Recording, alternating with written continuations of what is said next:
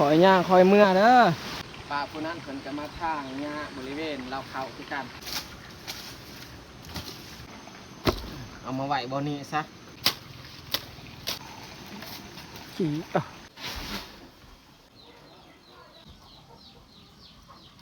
ผักที่เราจะใส่แกงหน่อไม้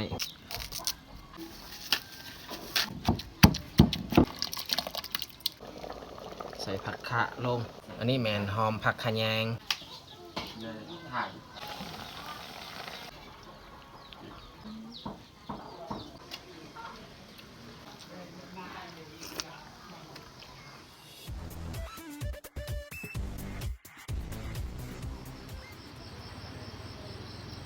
กราบสบายดีเบิร์ดสู่คู่สู่คนสีเขามาเบิ่งมาชมเสาของเฮา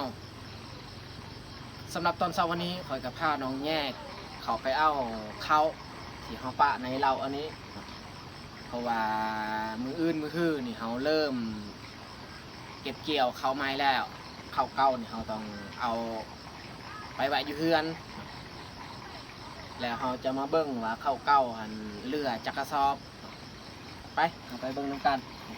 ประตูหักกระไขเรียบร้อย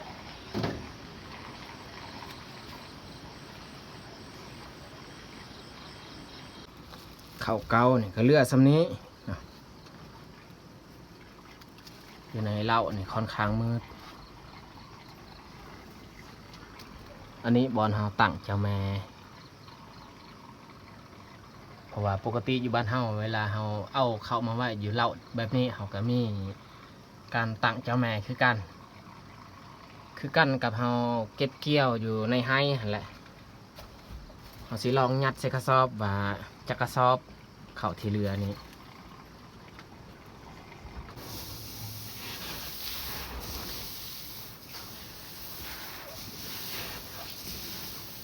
จากตลาดที่ได้ถึงอยากสลาย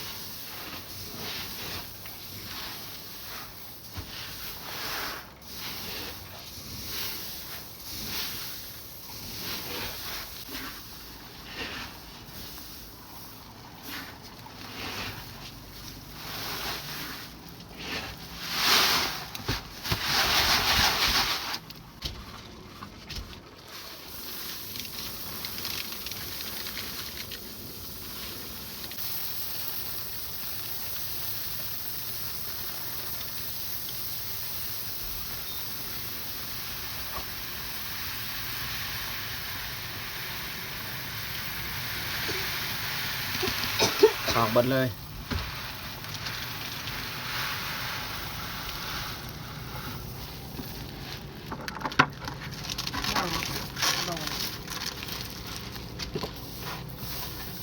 เต็มแล้วกระสอบอันนี้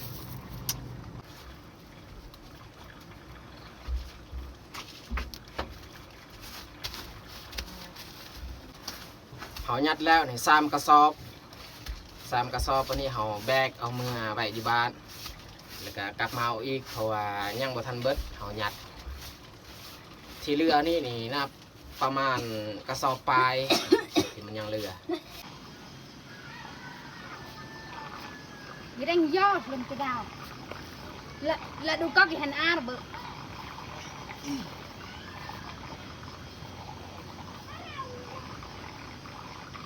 เอาคนทีละสอบไปไว้อยู่เพื่อนอันนี้นี่เขาเจ้าเรือกระสอบหนึ่งกับโบเต็มดอกโบเต็มกระสอบ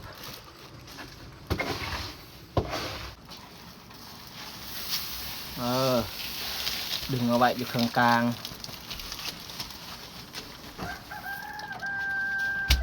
ปัดเลยนี่เต้นี่ปัดโฮมเข้ากัน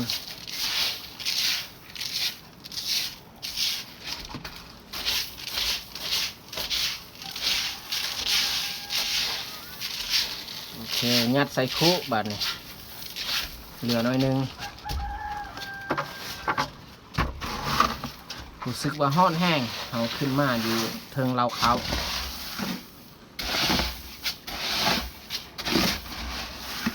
เพราะว่าสังกะสีมันต่ำนี่มันห้อนแต่สังกะสี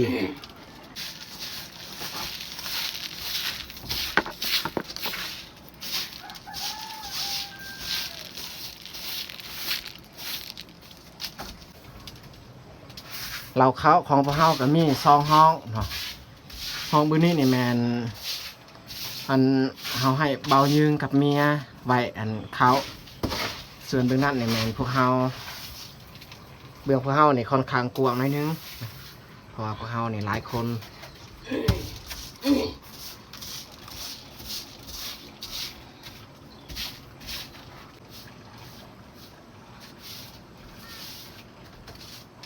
เรียบร้อยน้องแยกอนามัย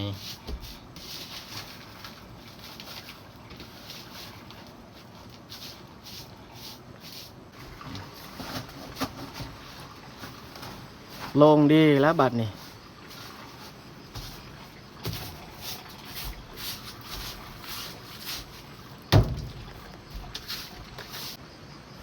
4 กระสอบ อันนี้กระสอบเต็ม2 กระสอบนี่บ่เต็มข้าวเหนียวส่วนกระสอบน้อยๆหั่นข้าวเจ้าแล้วก็อีก2 กระสอบนี่เฮาเอามือไว้เทิงเฮือนแล้วแต่เฮาสิแบกไปอีกหอบที่2น้องแยกสิแบกตัวใด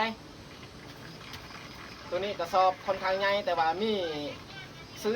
อเฮาเจ๊ใส่บ้าเสื้อก็มีแตนเดียว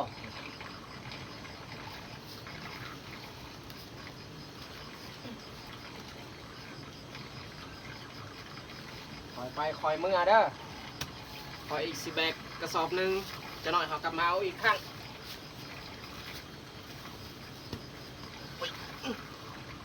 โอ้มีเสือกนี่สบายอยู่แต่ว่าบ่มีเสือกนี่ยากเอาแบก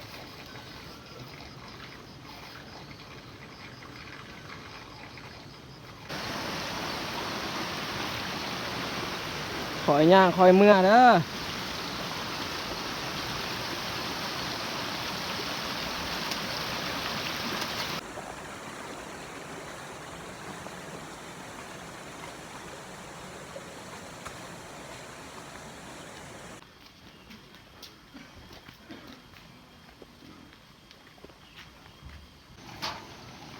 เขากลับมาเอาหอบสุดท้ายนี่เขาเอาพามานำพอเฮาสิทางหญ้าบริเวณเราเขามันหกตรงทางสมัยแต่ก่อนแห้งเขา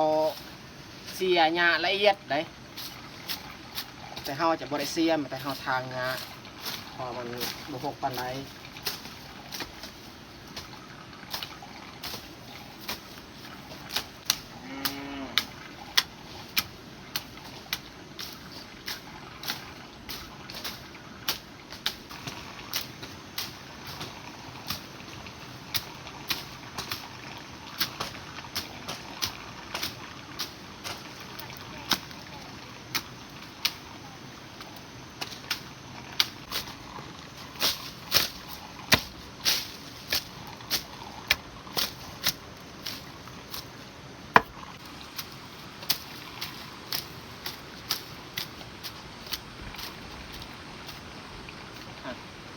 ป้าผู้นั้นเพิ่นก็มาทางหญ้าบริเวณเราเขาคือกัน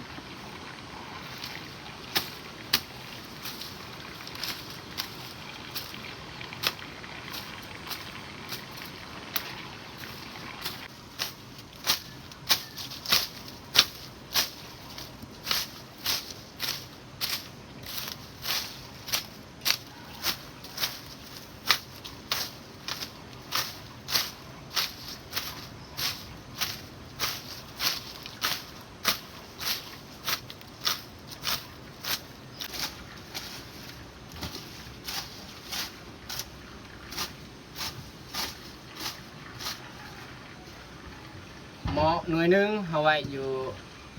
กลางเราเข้าแล้วก็ให้ซองโทสำหรับปัจจุบันเฮานี่ให้ก็มีความสำคัญคือกันได้เวลาเฮาแต่งงานเขาต้องเอาให้อันนี้แก่ฮีดแก่ของตามประเพณีของบ้านเฮาสำคัญสุดได้ให้แต่ว่าเฮาเอาไปใส่ในอื่นก็บ่ได้ไม่แต่เฮาใส่เพียงแก่ฮีดแก่ของเท่านั้นแต่ว่ามีช่วงบุญช่วงงานเขาก็ใส่ได้ ไห้นี่ก็คือเขาสิเฮ็ดแบบเล่าให้หั่นแหละเขาเฮ็ดเล่าในไห้อันนี้เล่าโท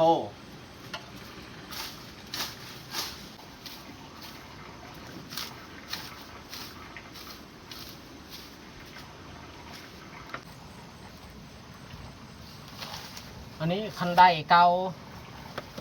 ไดเก่าเอามาไว้บนนี้ซะเพราะว่าบนนี้นี่ไก่มันเคี่ยดินตลอดไว้บ่ให้ไก่มาเคี่ยอีก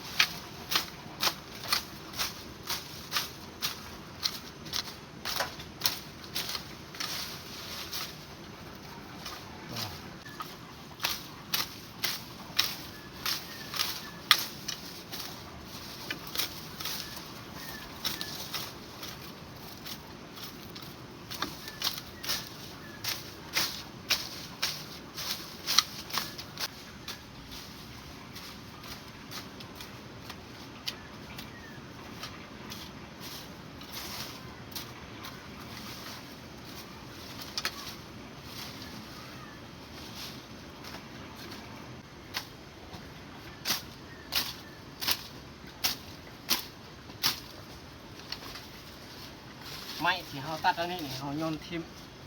ข้างนอกเลยเขาไว้ในกระลางเพียงมันมยุมะยะแต่เขาทางในกระลางเพียงเขาก็เก็บออกไปทิ้ง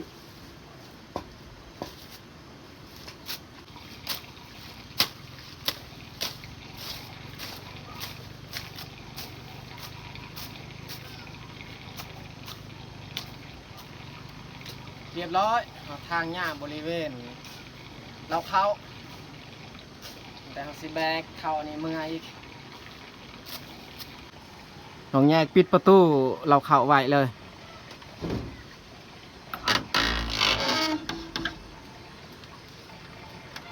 ใส่ล็อกไว้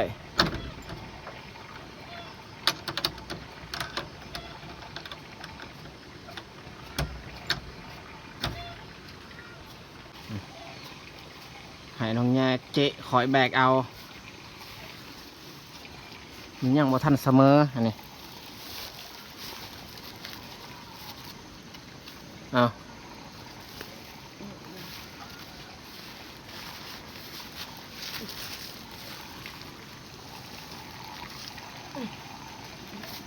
จีเอาคู่เมื่อเลย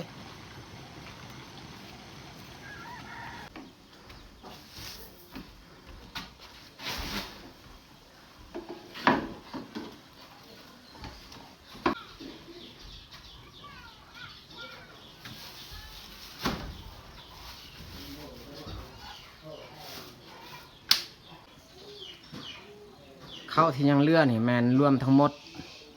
6 กระสอบถ้าว่าเขายัดเต็มน่าจะแมน5 กระสอบแต่ว่าเขายัดบ่เต็ม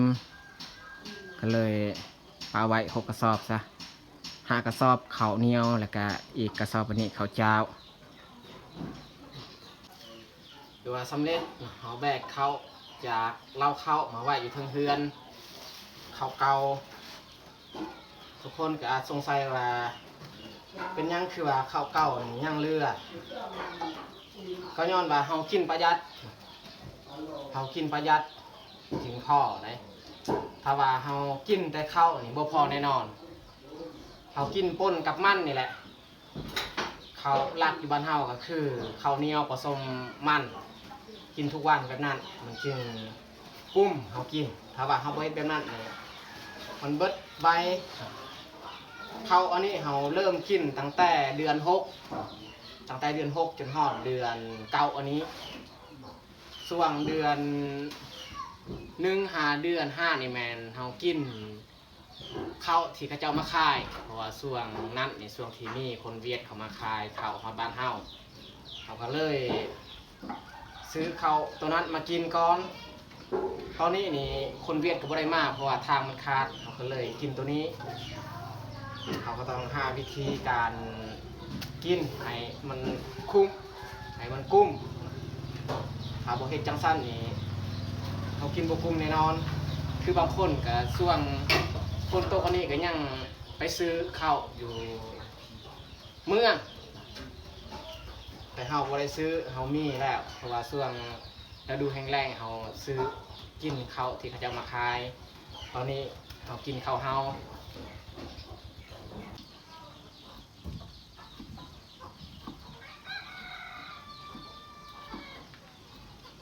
มื้อนี้เนี่ยอากาศค่อนข้างร้อนอีกอย่างเฮาก็แบกเข้ามาก็เฮือแตนก็เลยกดเสื้อแต่สำหรับอาหารตอนเที่ยงวันนี้นี่เฮาเฮ็ดแกงหน่อไม้ไล่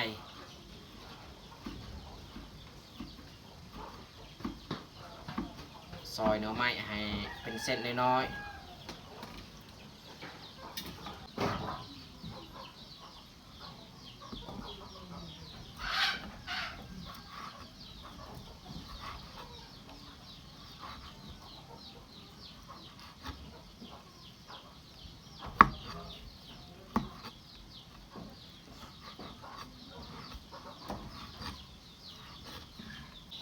พอดีกินสำนี้ถาบหนึ่งเพราะว่าเฮาแกงปนกันกับหยอดมักบวบหรือว่ากับมากของมัน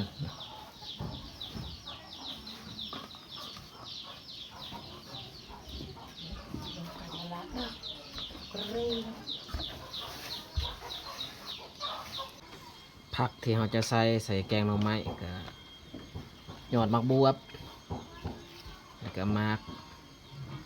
อันนึงอันนี้ยอดมะอึใส่ปนกันเลยดอกมะอึ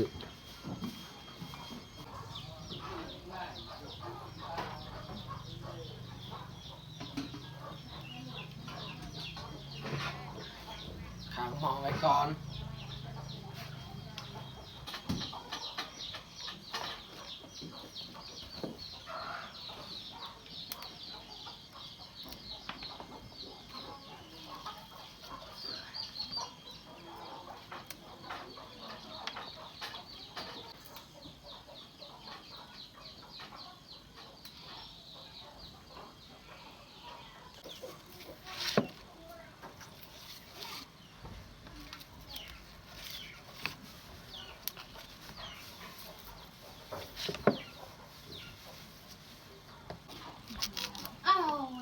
ก็ใหญ่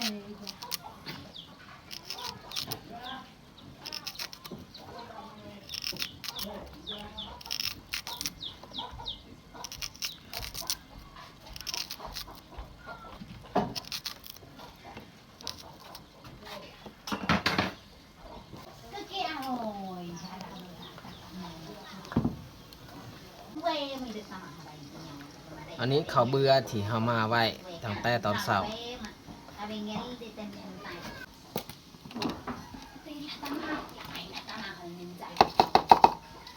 เกลือเป็นนวดแม่นเขาใส่น้ำกันเลยกับเขาเบื่อที่เขาตำ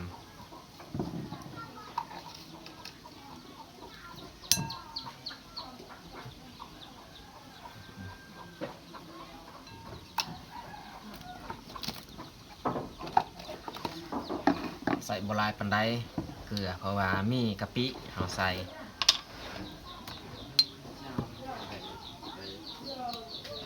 จำนี้แหละใส่กะปิมาเพชร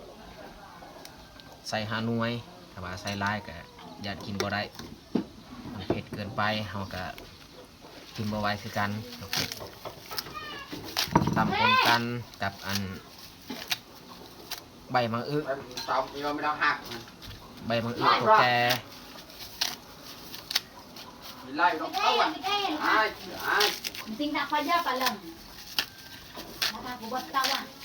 บ่มีใบยานางเราต้องใส่ใบมะอึตำ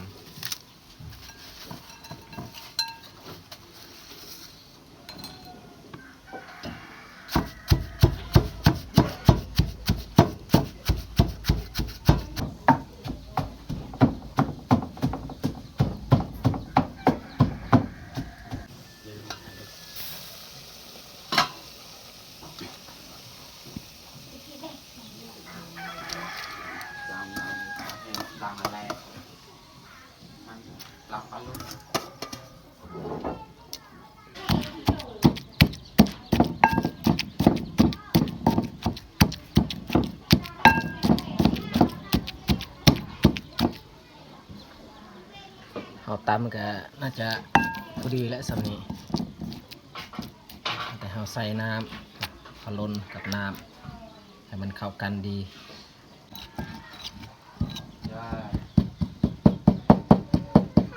นี่ ก็ก็เอ่ยเก่าเยอะยัง เขียวดี เอ่ยเก่าเยอะเชนครับ ไม่ได้เราจะเทใส่หม้อเลย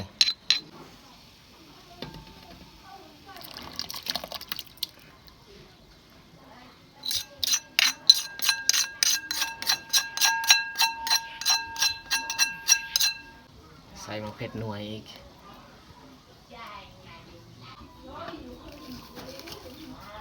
ใส่ผักลงอีกวันเลย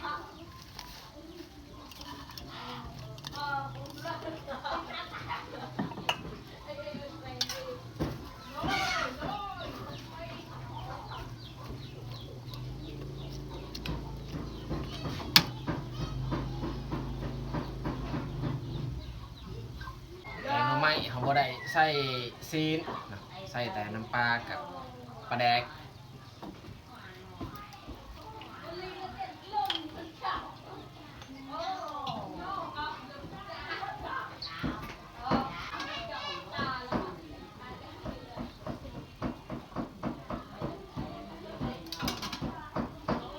ใส่มันเลย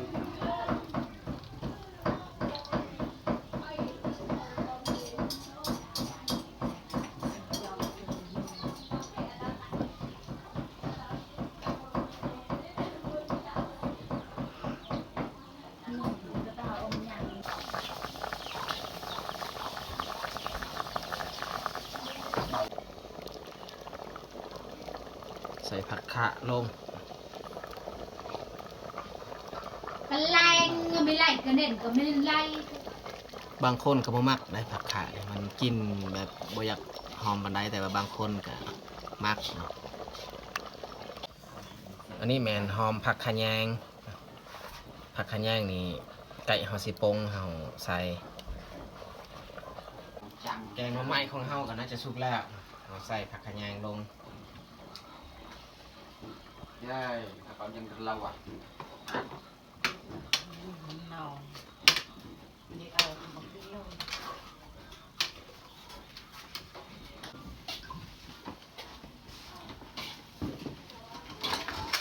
ผมออกสีลวกอันลวกกล้วยอีก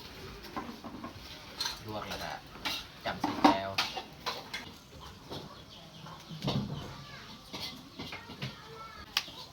เลยถ่าย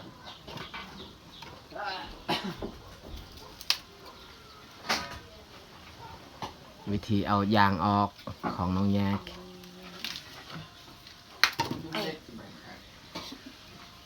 แกะออกอีกแกะออก มานั่ง เปลือกข้างนอกหันมันค่อนข้างแก่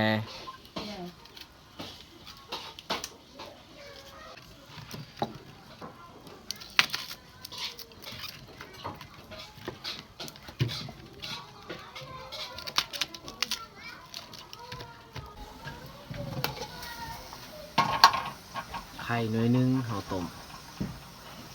ไข่ที่มันบ่แตกลูกของมันเหลือหน่อยเดียวเอาไปต้มกินซะ ขาเด็กอ่านสิขาเด็กจับว่าเด็กตัวโตจริง อันนี้จะเป็นดาวลาว อยู่ก็หนังตาคือ จะเอาขึ้น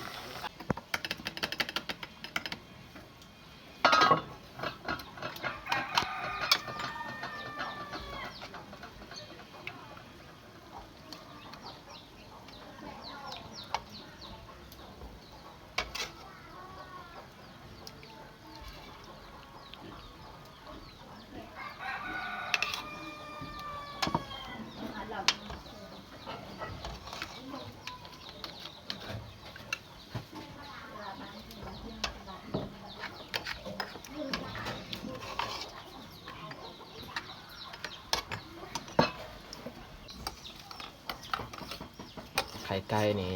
ใส่น้ำเลยปะไว้ยี่หันปล่อยเลย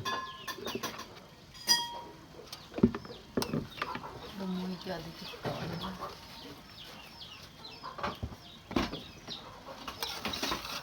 ื่อมันสุกมันจะเปลี่ยนสีอีกมันออกสีดำ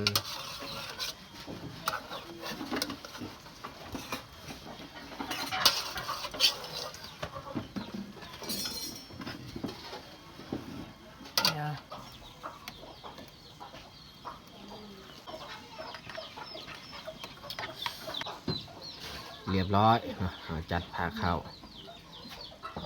ส่วนไข่นี่แม่นมันเน่าเนาะน้องแยกปอกเปลือกมันออกสมพอดอกมันบ่แตกเนาะที่แท้มันเน่าเราจะให้พอกินคันสิทิมก็เสียดายไม่แต่เขาซื้อลงไปกินข้าวอยู่กลางเฮือนตอนนี้พวกเขาก็ได้มานั่งอยู่กลางเฮือนเนาะกินข้าวอยู่กลางเฮือนอากาศมันเย็นดีมากินข้าวเที่ยงน้ำกันกินแกงหน่อไม้โดยที่ว่าบุมีเนื้อสัตว์เนาะ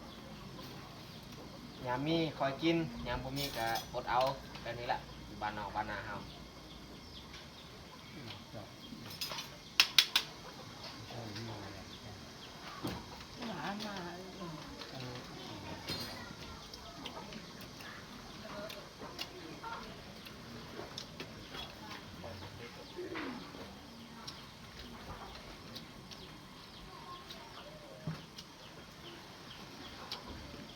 แม่นี่ลงห้วย แม่ลงไปหอนคำเป็นมือสุดท้าย เพราะว่ามืออื่นมือหางไปสีเริ่มเก็บเกี่ยวแล้ว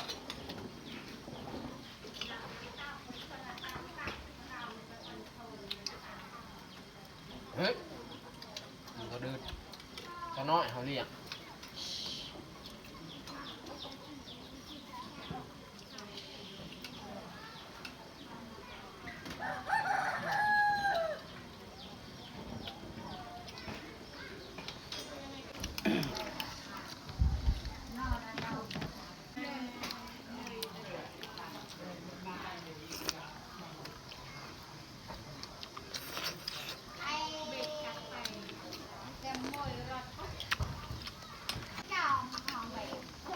ta làm có lợi rất là nó vào ta mới cắt cái dòng mới cho nhé bỏ câu dừng cả dừng nhập thải rồi